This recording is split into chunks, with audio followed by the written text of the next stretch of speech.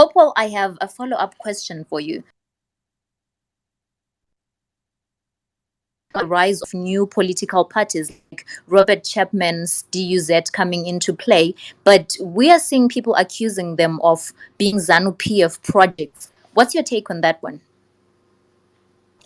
Well, I've known Robert Chapman through the Twitter spaces where he participated. We've never met in person.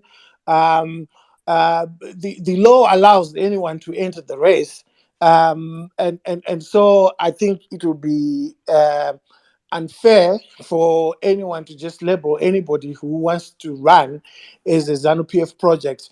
People need to ask themselves why people like Robert Chapman are being seen or entertained as a viability by voters. I mean, it's a small number of voters, but I've met a lot of people, especially in business, who are curious about this guy. So instead of accusing them of being ZANU PF, the main opposition, Triple C, needs to ask itself, what is it that is not doing right that's making people like Robert Chapman attractive to a small group of people? And then when you fix that, then you see that everything else becomes irrelevant. So some of the things that I can talk about is health. Triple C needs to be talking about health more than Hopewell Chingono. A lot of people come to me and say, we've got dialysis machines, we've got this, because I talk about health every day. And this should be the space that the opposition should have occupied. I think everybody here, I can fairly say everybody here doesn't know who the spokesperson for health is for the main opposition. And that's a tragedy. So when people, let's say if I was a politician and I now wanted to run, if I said I wanted to be a presidential candidate for 2023, I will become very attractive to people who listen to me talking about health, about jobs, about corruption. They'll see me as a viability. So to call me a ZANU PF candidate simply because you have failed to do what I'm doing, it's bad politics.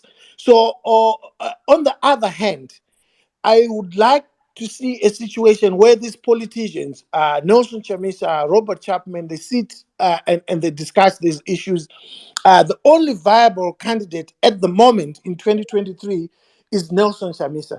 There's no one else who has the potential to become the next president and remove ZANU PF other than Nelson Chamisa. So it also is important for Nelson Chamisa as the main opposition leader to engage these other young parties and say, okay, what's the issue? And then let's sit down and let's talk. Let's see if we can work together. It's easy to flash out those that are ZANU PF, and you can see from what they will be saying when you engage with them that these ones are not genuine. So I worry too much about labeling people, calling them ZANU PF. There are times when I've been called ZANU PF because I'm critical of something. ZANU PF calls me a Western puppet because I'm critical of something that they're doing. So labels don't help in any way. They actually make the person that is labeling less attractive. So I would advise the opposition leadership, the main opposition leadership, that's Triple C, and its support base, not to be toxic by calling people names, but to engage them to say, okay, so what do you think you're going to achieve? Don't you think we can split the vote if we do it this way? Can't we come together and work as one unity? Because the main purpose of any opposition leader or any opposition supporter is to work towards the removal of ZANU PF. That's the biggest albatross on Zimbabwe's neck. ZANU PF is responsible for the looting of public funds, the plunder of the country's natural resources. It is responsible for the failure to make our health institutions run properly. Right now, central hospitals in Zimbabwe don't have paracetamol. All the 5 central hospitals in Zimbabwe, Pilo, UBH, Tungwiza, Paranyatwe, and Salim Gaba Hospital, only require 50 million US dollars for them to function properly. So these are the things that we should be talking about. And these are the things that the main opposition should be talking about. These are the things that all the other people that want to run for president should have been talking about. But you cannot do it by running 10 people or 20 people in a race for presidents. Is just a waste of time. But that doesn't mean that if somebody does not like your politics, they become ZANU PF. Someone might just not like how people engage.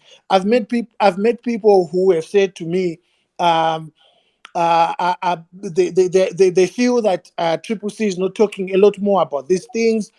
They feel that the president is, he needs to talk more about health, about the economy, and he's a man of faith.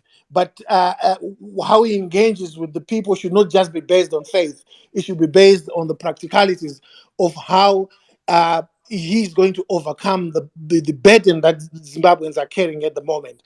So I would encourage people to discuss and not insult each other.